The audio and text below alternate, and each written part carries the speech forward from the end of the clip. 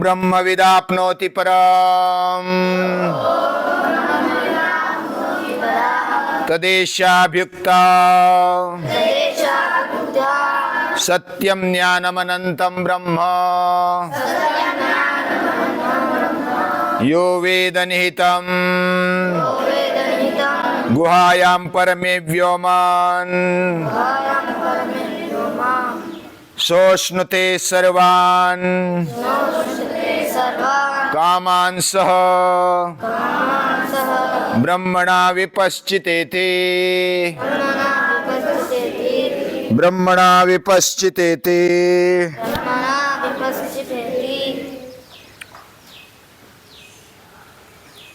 कल परसों हमने ब्रह्मवल्ली की शुरुआत कर दी है। आरंभ में ब्रह्मविद आपनोति परम, जो ब्रह्मविद ब्रह्म को जानने वाला होता है वह श्रेष्ठत्व को प्राप्त करता है, वह परम पद को प्राप्त कर लेता है। यह जो ऋचा है वह समाधान देने वाली है और आश्वासन भी देने वाली है, आश्वासनात्मक।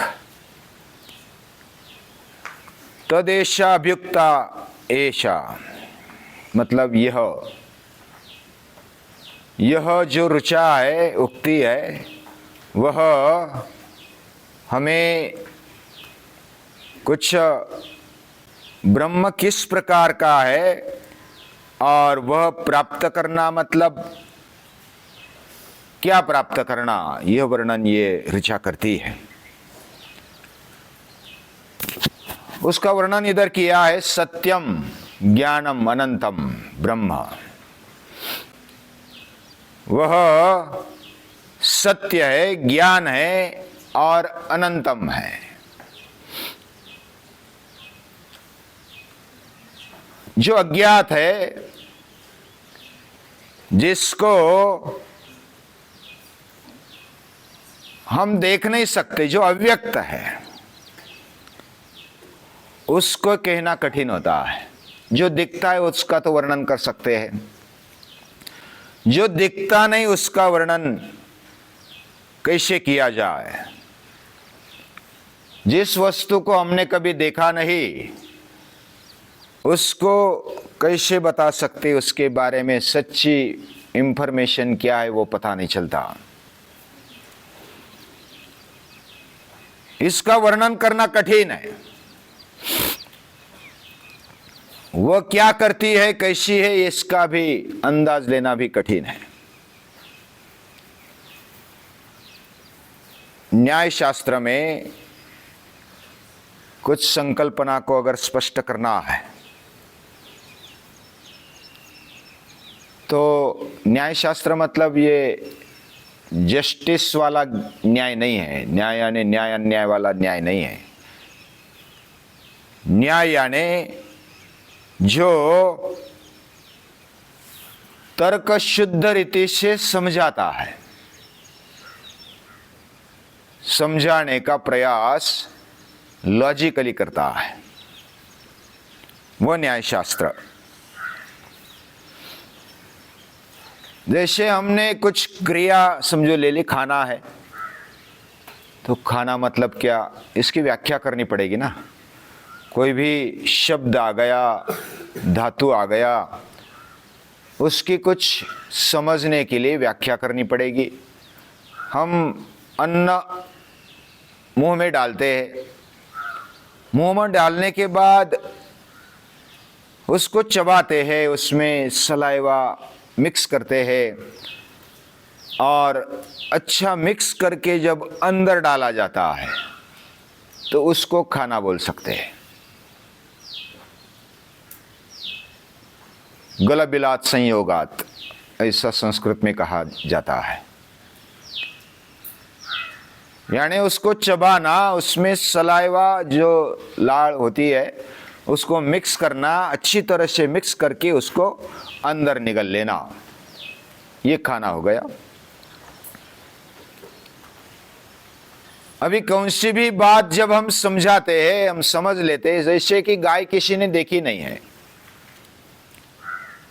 गाय अगर पहले देखी नहीं है, गाय क्या होती है वो पुस्तक से समझा सकते हैं।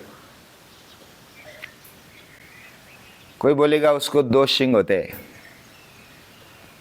दो सींग वाली गाय होती है। दो सींग और किसके होते हैं? बकरी के भी होते हैं। तो बकरी गाय हो गई, यानी ये व्याख्या अपूर्ण हो जाती है। दो सींग वाले और भी प्राणी हैं। तो दूसरी व्याख्या कर दी उसको, ऐसा इधर क्या बोलते, चमड़ी होती है बड़ी, पोड़ उसको बोलते हैं मराठी में। दो सींग भी है और पोड़ भी है, अंदर लटकी हुई गले की त्वचा होती है ना, लेकिन वो बैल को भी होती है, गाय को भी होती है और मेंढक को भी होती है। मेंढक को भी उसका गला बड़ा होता है, लंबा होता है। गाय की व्याख्या करना वैसा मुश्किल हो जाता है, फिर भी व्याख्या करने वाले करते हैं। हमारे भाषा में या तो बोलने में जो भी शब्द आता है, वह अगर प्रत्यक्ष हमने अनुभव जब तक नहीं किया तब तक उसका अर्थ हमारे पूरे समझ में नहीं आता है।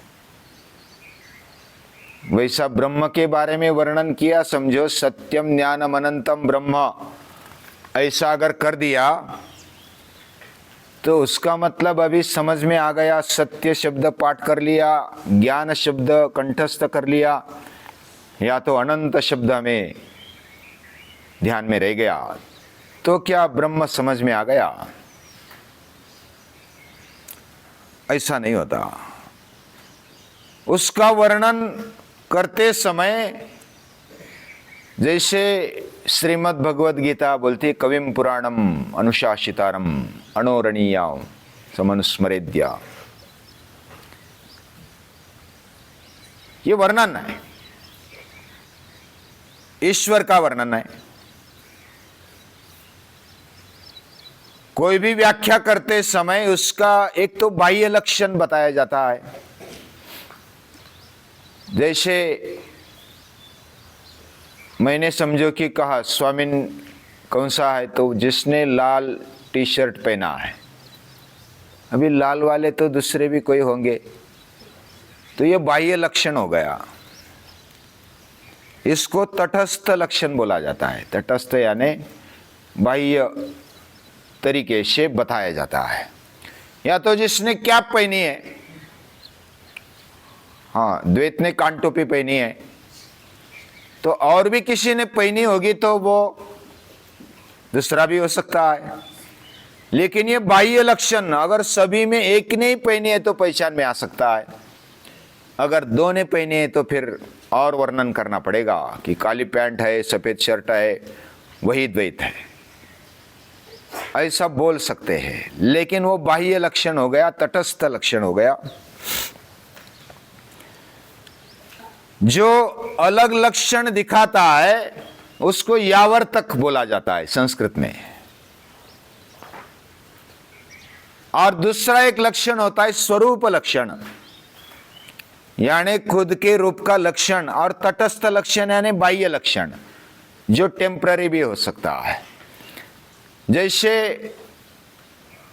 अन्नपूर्णा कौन सी है, पाठशाला कौन सी है, तो बताने के लिए जो कौवा बैठा है ना, वो पाठशाला है, ऐसा हम बोल सकते हैं।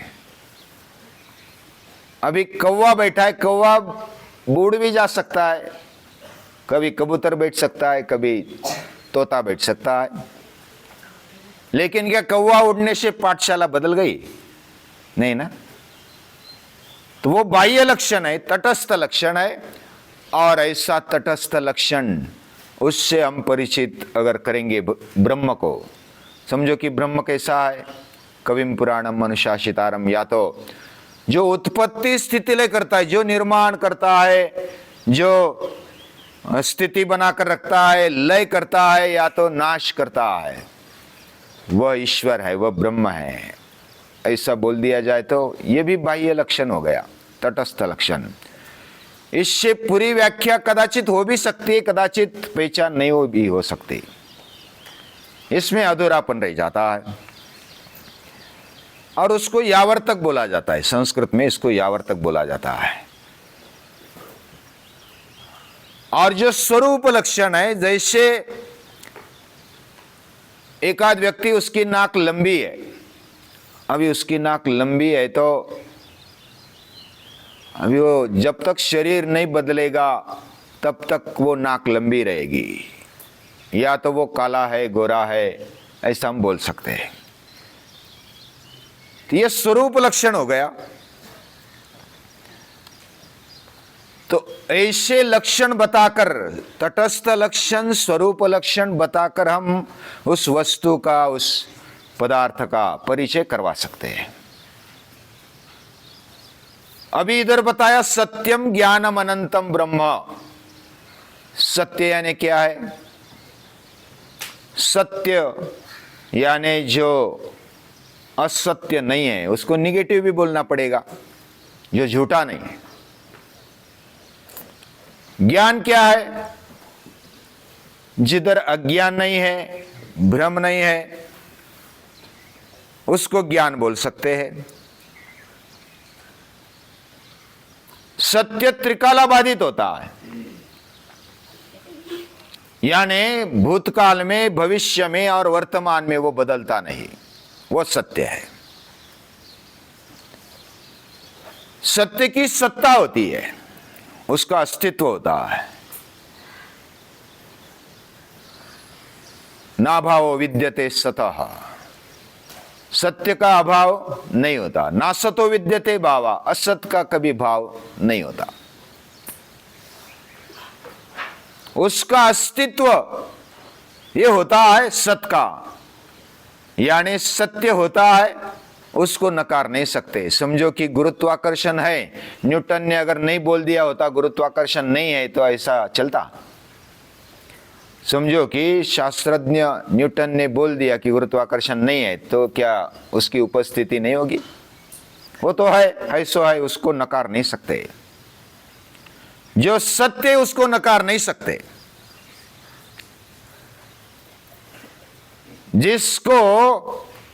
जिसका होना हमारे कहने न कहने से नहीं होता, उसको प्रमाण की आवश्यकता नहीं होती। वो तो है, मैं हूं,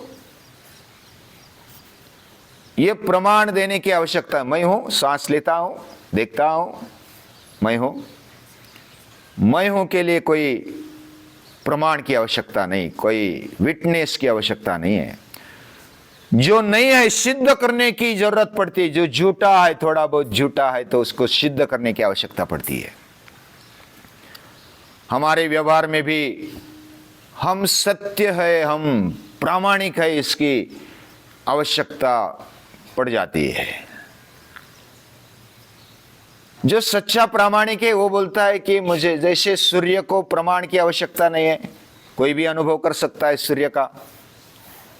चांद का सभी अनुभव कर सकते हैं। मैं जैसा चांद देख सकता हूं, आप भी देख सकते हैं। सूर्य जैसी उसकी चमक, उसका प्रकाश सभी अनुभव कर सकते हैं, तो मैं भी कर सकता हूं, सभी कर सकते हैं, दुनिया का कोई भी हो।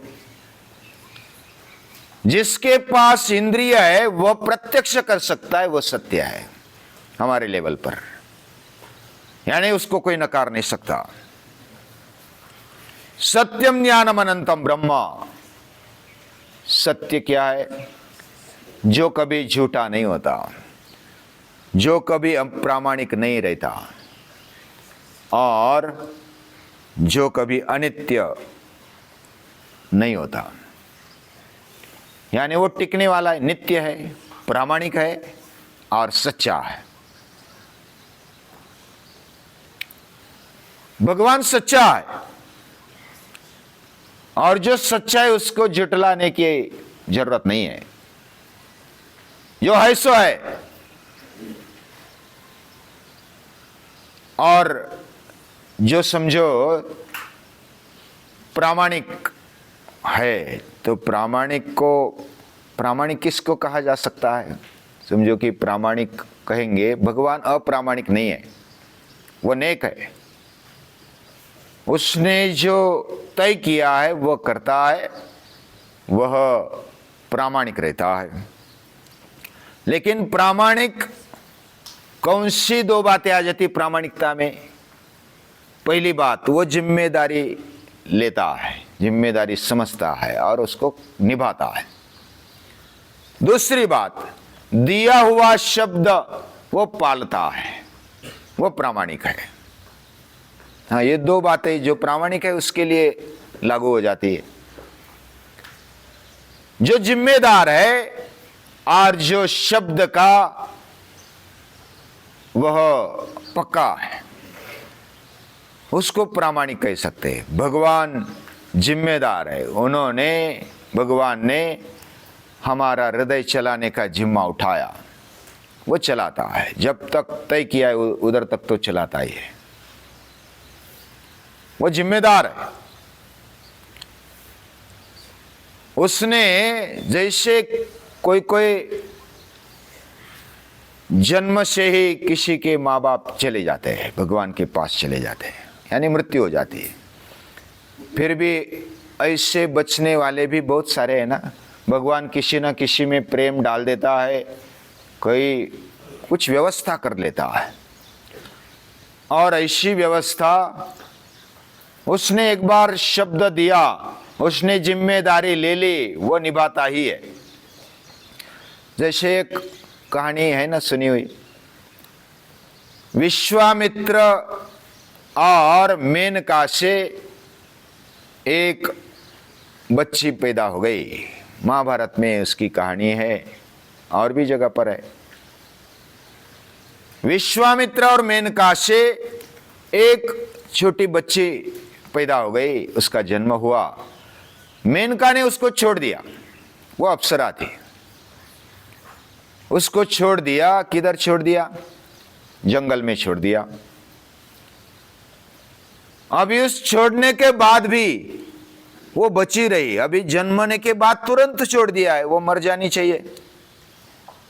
लेकिन उधर शकुंत नाम की जो पंछी थे ना, उनमें भगवान ने प्रेम भर दिया। वो दाना पानी लाते थे और बच्ची के मुंह में डालते थे।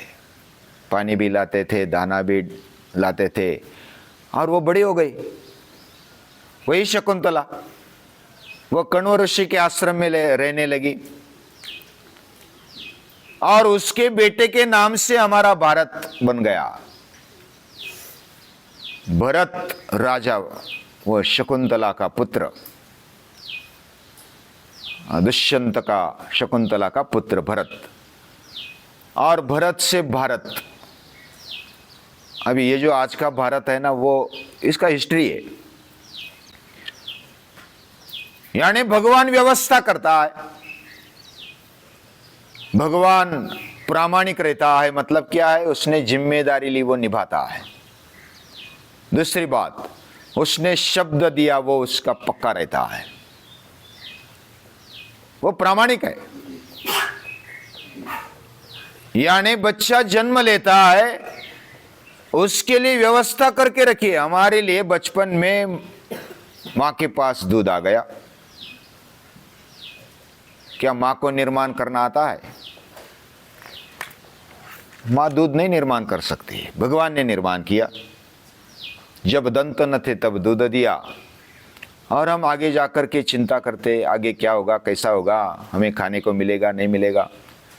जब दंत न थे तब दूध दिया, अब दंत दिए सो अन्न न दे, अब दांत दिए तो क्या अन्न नहीं देगा? इतना विश्वास हमें होना चाहिए। लेकिन भगवान अपने लेवल पर प्रामाणिक है। उसने जन्म दिया है तो हमारा सब कुछ व्यवस्था करके रखी है।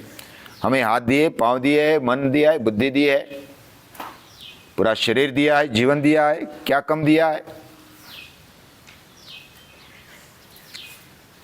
तो जो रक्षण नहीं हो सकता, इसका भी रक्षण हो सकता है, किया है, भगवान ने किया है।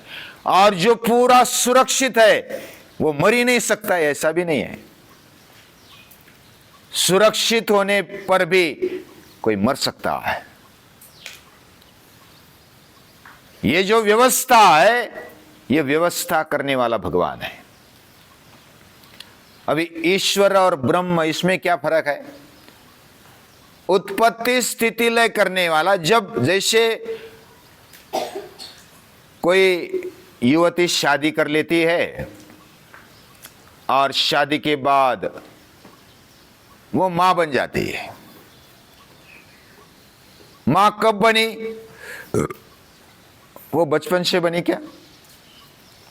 उसको बेटा हो गया, बेटी हो गई, पुत्र हो गया, पुत्री हो गई, तो वो मां बन गई। यानी बेटे ने उसका मातृत्व दिलाया, ऐसा कह सकते हैं।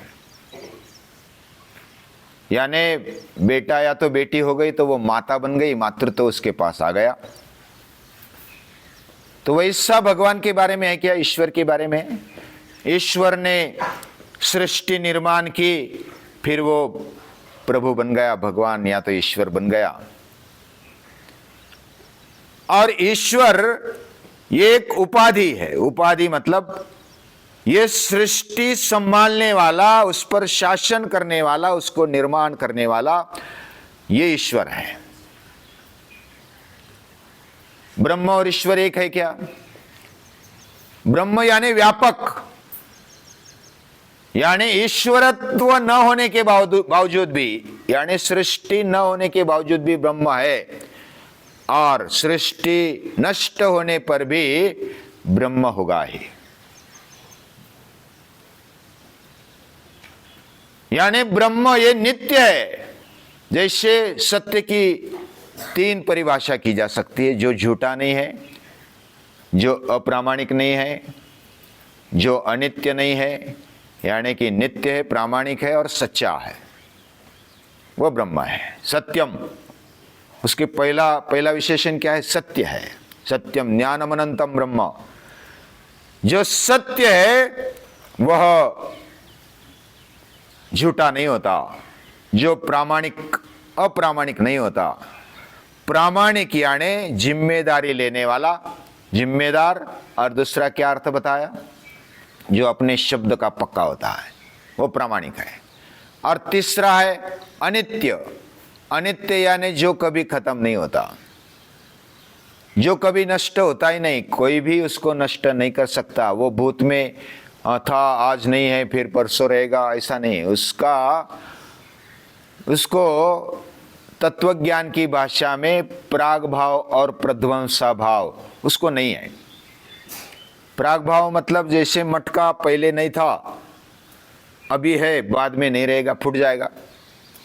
यानी प्राग भाव यानी पहले, उत्पन्न की स्थिति के पहले नहीं था, उत्पन्न होने के बाद आ गया, उसके बाद फिर नष्ट होने के बाद नहीं रहा। लेकिन क्या ब्रह्म ऐसा है? ये भाव उसको नहीं लगते। वो पहले भी था, आज भी है, और भविष्य में भी रहेगा। और ये आश्वासन देते हैं, वो शब्द के पक्के है, प्रामाणिक है, जिम्मेदार है। जैसे भगवान शब्द देते, यदा यदा हि धर्मस्य ग्लानिर्भवति भारत परित्राणाय साधूनां क्षिप्रं भवति धर्मात्मा योगक्षेमं वाम्यम। ऐसे अलग अलग आश्वासन देकर भगवान हमें वचन देते, और वो वचन के पक्के है, वे प्रामाणिक है, वे झूठ नहीं है, सत्य है, और अनित्य नहीं है, वो नित्य है। इस प्रकार अभी आज तो समय ज्यादा लगेगा, लेकिन आप कुछ प्रश्न है तो पूछ सकते हैं। जैसे सत्य क्या है, हमने कुछ बातें उसमें देखी। वो त्रिकालाबाधित होता है सत्य, सत्य सत्ता जमाता है, उसका अस्तित्व होता है, उसको कोई नकार नहीं सकता। वो सत्य कभी झूठ नहीं होता, सत्य कभी अप्रामाणिक नहीं होता, सत्य कभी अनित्य नहीं होता। यह बात इधर समझाई है उपनिषदों ने। अभी एक ही दिन में सब होगा ऐसा नहीं, ये पाठशाला है। पाठशाला में धीरे धीरे जैसा खाते हम चबा चबा कर खाते, वैसा जो भी मनन मंथन करेंगे, चिंतन करेंगे, वो धीरे धीरे करेंगे, एक एक बात को समझेंगे, फिर आगे बढ़ेंगे। तो हमारे जीवन में यह सत्य होता है, उसको पहचाने, ये शक्ति, ये बुद्धि हमें मिले, ऐसी प्रार्थना करते हुए सभी को नमस्कार है, प्रणाम।